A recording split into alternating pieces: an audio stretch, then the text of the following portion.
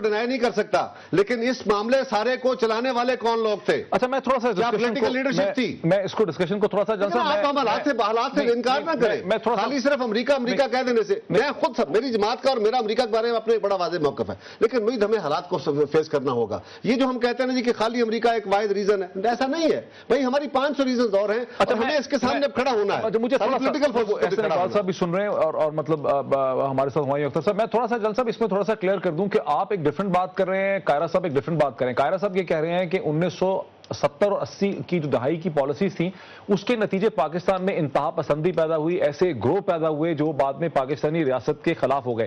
آپ غالباً یہ کہہ رہے ہیں کہ جو ٹریگر پوائنٹ ہے وہ پاکستان کا 9/11 کے بعد جنرل مشرف کی حکومت کا جو پالیسی ریورسل تھا، اس پالیسی ریورسل کے نتیجے میں یہ گروپ جو ہیں یہ پاکستان کے خلاف ہوئے اور پاکستان کے افواج پہ، یہ پاکستانی ریاست کے مفادات پہ انہوں نے حملہ کیا۔ کیا میں صحیح کہہ رہا ہوں جنرل صاحب؟ کیا یہ ریکنسائل؟ میں آپ کو بتاؤں کہ 30 اکتوبر 2006 سے پہلے کوئی خودکش حملہ نہیں ہوا تھا، لیکن جب چینا گئی میں خار میں ہوا یہ سارا واقعہ تو اس کے بعد یہ سارے سلسلے شروع ہوئے اور جامعہ حفظہ کے واقعے کے بعد شروع ہوئے۔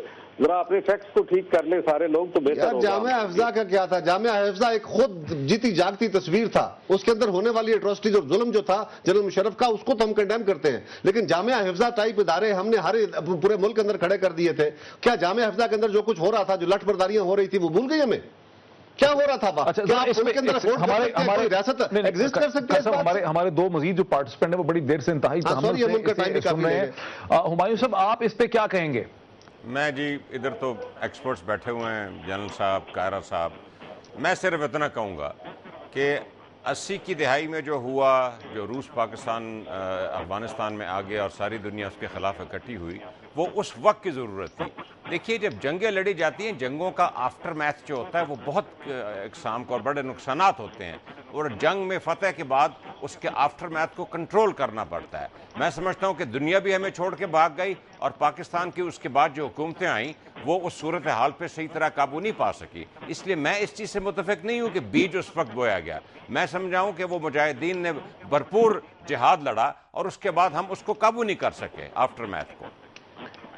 لیکن اب نارتھ وزیرستان ایجنسی کے اندر، NWA کے اندر جانے کے حوالے سے آپ کا کیا خیال ہے؟ کہ جنرل صاحب کہتے ہیں کہ ہماری تو تیاری مکمل ہوگی ہے، صرف ٹائمنگ کی بات لگتا ہے۔ دیکھیے موہت صاحب، وہ ایک ٹوٹلی علیحدہ ایک ڈسکشن ہے کہ افغانستان میں کیا ہو رہا ہے، امریکہ کی کیا پالیسی ہے، اس میں اور پیچیدگیاں جس کا بھی ذکر نہیں کیا گیا۔ امریکن ہاؤس جو ہے، جو کہ امریکہ کا کیش اور پرس اسٹرنگز کنٹرول کرتا ہے، وہ اب ریپبلکنز کے کنٹرول میں آ گیا ہے اور ریپبلکن کی سوچ افغانستان کے بارے میں اور ہے۔ اب اوباما صاحب جو اپنا ریویو کر رہے ہیں، پروگرام بنا رہے ہیں، اس میں ریپبلکن لیڈرشپ کا عمل دخل ہوگا، اور مجھے نہیں پتا کہ اب امریکہ 2011 میں جانا شروع کرے گا نہیں کرے گا، کتنی دیر لگائے گا۔ یہ سچویشن اب چینج ہو چکی ہے۔ اچھا ہمایوں صاحب ذرا میرے ساتھ رہیے۔ احسن اقبال صاحب میں آپ کی طرف واپس آتا ہوں۔ ہم اپنی اصل گفتگو سے بہت دور نکل گئے۔ جو میں نے بنیادی سوال اٹھایا تھا اس وقفے کے بعد، وہ بنیادی سوال یہ تھا کہ ساری صورتحال کو دیکھ کے تو پھر ایسا ہی لگتا ہے کہ آپ کا، جنرل صاحب کا، قاہرہ صاحب کا، ہمایوں اختر صاحب کا یہی خیال ہے کہ جو اب کا سیاسی بحران ہے یہ کوئی بہت دیر نہیں چلے گا اور یہ اپنا مومنٹم توڑ چکا ہے۔ دیکھیے جو سیاسی بحران ہے، جیسے میں نے کہا کہ ابھی یہ بالکل سطحی سطح پر ہے اور اس کی حقیقت اور اصلیت آئندہ چند دنوں میں واضح ہوگی کہ اس کی نوعیت کیا ہے۔ لہذا ہم اس سے پہلے کہ جب تک اس کی اصل حقیقت سامنے آئے کسی کنکلوژن پہ جمپ نہیں کرنا چاہیں گے۔ ہم صورتحال دیکھ رہے ہیں۔ میں صرف یہ بات کہنا چاہوں گا، لیکن آپ نے خود بھی اشارہ کیا نا کہ متحدہ کا ریسپانس بھی بڑا لیوک وارم قسم کا تھا، کوئی بہت سخت ریسپانس ان کا نہیں آیا 10 دن کی جب انہوں نے مہلت دی ہے، اور مولانا نے بھی اپنی جو کمیٹیز ہیں وہ تو نہیں چھوڑی، کشمیر کمیٹی کو بھی لے کے وہ بیٹھے ہوئے ہیں۔ اسی طرح سے بلوچستان اور گلگت بلتستان کی حکومتوں سے الگ ہونے کا بھی انہوں نے فیصلہ نہیں کیا۔ جو سینٹ کی 4 قائمہ کمیٹیز ان کی جماعت کے پاس ہیں انہیں بھی انہوں نے ریٹین کیا ہوا ہے۔ تو ان سب چیزوں کو دیکھ کے تو ایسا ہی لگتا ہے کہ مصنوعی سا بحران تھا۔ دیکھیے ابھی تو یہ پتہ لگ جائے گا۔ میں ایک بات ضرور کہنا چاہوں گا ڈاکٹر یہاں پر موہت صاحب، کہ افغانستان کے حوالے سے تاریخ نے پاکستان کو ایک دفعہ پھر ایک بہت بڑی اسٹریٹجک ونڈو دی ہے۔ ہمارا المیہ یہ ہے کہ اس وقت ہمارے پاس لیڈرشپ پہ ویژن کی کمی ہے۔ ہمارے جتنے چیلنجز ہیں ہم ان کو نیشنل یونٹی کے ساتھ اور پاکستان کی ایک آواز کے ساتھ نہ صرف فیس کر سکتے ہیں بلکہ انہیں حل کر سکتے ہیں اور دنیا میں اپنا مقام بنا سکتے ہیں۔ اس وقت پوری یورپین یونین کو، امریکہ کی قیادت کو افغانستان کے اندر ایک پیسفل آنریبل سیٹلمنٹ کی ضرورت ہے.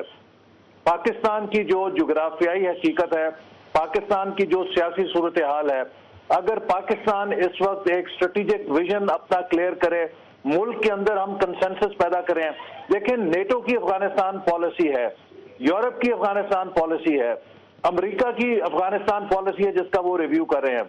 میں پوچھنا چاہتا ہوں کہ ہمارے پاس خود بھی افغانستان پالیسی ہے. کیا ہمارے ملک کے اندر حکومت نے کسی سطح کے اوپر جو قومی ادارے ہیں، پارلیمنٹ ہے، یہ ڈیبیٹ کی ہے کہ کل کو اگر امریکہ نکلتا ہے اس کے آفٹر ماتھ کا پاکستان پہ کیا اثر ہوگا، ہم کس طرح اس کا سامنا کریں گے؟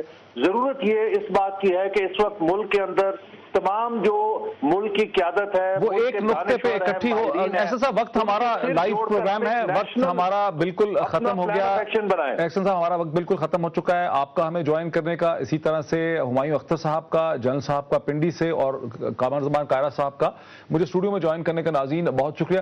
ناظرین میں جب چاروں لوگوں کو سنتا ہوں، چاروں پارٹیسپینٹس کو سنتا ہوں، کائرہ صاحب کو، جنرل صاحب کو، احسن اقبال صاحب کو، ہمایوں اختر صاحب کو، تو مجھے ایک فیلنگ ہوتی ہے کہ جو موجودہ سیاسی بحران تھا یہ کوئی بہت زیادہ سسٹینیبل نہیں ہے، یہ کوئی بہت دیر نہیں چلے گا. یہ صحیح ہے کہ احسن اقبال صاحب کہتے ہیں کہ اس میں ابھی دیکھنا پڑے گا کہ چند دنوں میں کیا ہوتا ہے. اگر مجھ سے کوئی میرا تجزیہ پوچھے تو میرا خیال ہے کہ اس سیاسی بحران کا ہائی مارک جو ہے، ہائی پوائنٹ جو ہے وہ گزر چکا ہے. اب ہم اس کی ریزولوشن دیکھیں گے اگلے چند دنوں میں. دیکھتے رہیے بہتر سے بہتر تجزیے کے لیے دنیا ٹوڈے. بہت شکریہ.